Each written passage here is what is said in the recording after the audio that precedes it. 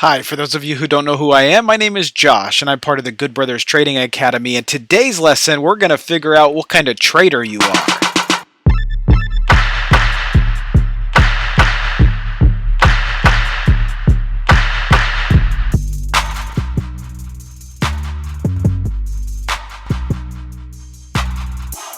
Now, I'm brand new to YouTube, so please hit the like button. Be sure to hit the subscribe and remember to turn on the notification bell so that way you can be updated every single time we upload new content. Now, I get this question quite often, and I hear it talked about quite often, is new traders are continually always trying to figure out, and it might take months, and it might take actually a year for you to figure out what kind of trader you are. This concept is very simple. I'll tell you what, when you're first getting started, you fall generally under the PDT rule. This is going to dictate what kind of trader you are.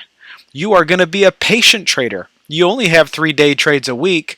There are some ways to get over it. You can diversify your money. You can open up several different brokerage accounts and trade more often. But it's better if you just follow the rules and you trade 3 times a week, or you're a swing trader. Chances are your normal income, or the income that you pay all your bills with, is not going to be from trading. This means you shouldn't probably be looking at the charts every second of the day as it's open, because you probably have a 9-to-5 job. So let's get back into what kind of trader you should be.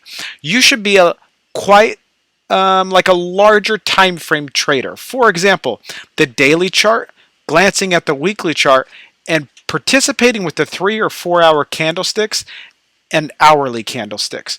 The reason why is you're going to be able to, with even the hourly candlesticks, you have to understand how to read the technicals. You need to know that what each candlestick is telling us something. There's buying pressure coming into the market or selling pressure coming into the market, especially depending on where it's at on the charts. For example, if we're looking at our 3-hour time frame, because we used a top-down approach, we're not interested in the lower time frames until the bigger time frames tell us something. And if we follow this very simple rule, and we are patient, and we follow the rules of looking at our bigger time frames first, as in the weekly and daily charts, and then we wait for a pattern that we recognize, maybe we're playing over and over, like a high or low setup, a double bottom, or a bull flag, on maybe a 3-hour time period, then we can start to look at the hourly chart. Just like on Netflix here, we put in a bottom, we have an exhaustion bar, we get the push higher, we pull back, and we get our higher low setup. We hold support, we consolidate, we get the gap higher, and it's liftoff. Get the bull flag, and it's liftoff. So how would we play this particular stock or chart pattern? If you look at it, we are looking at 1 day, 2, 3, 4, 5, and it's not until the next week when we get a trade, depending on what day we end up on. The other important reason for waiting for these bigger time frames to set up is because they're going to allow us to catch bigger moves in the market. If you're trading a 5-minute time frame, you might catch 70 cents. 30 cents is pretty typical depending on the range of the stock and how big that stock moves. Like Netflix is going to move a lot more than Facebook, for example. But the majority of the time, the lower time frames, we won't catch as big as move. This means you're not going to be able to grow your account as fast. We have lower amounts of money. It makes more sense to take bigger trades. So we have to become patient traders. Now, it's up to you. Maybe you like to take breakouts, or maybe you like to buy the dips. Maybe you're waiting for these double bottoms or some kind of a V-shaped recovery.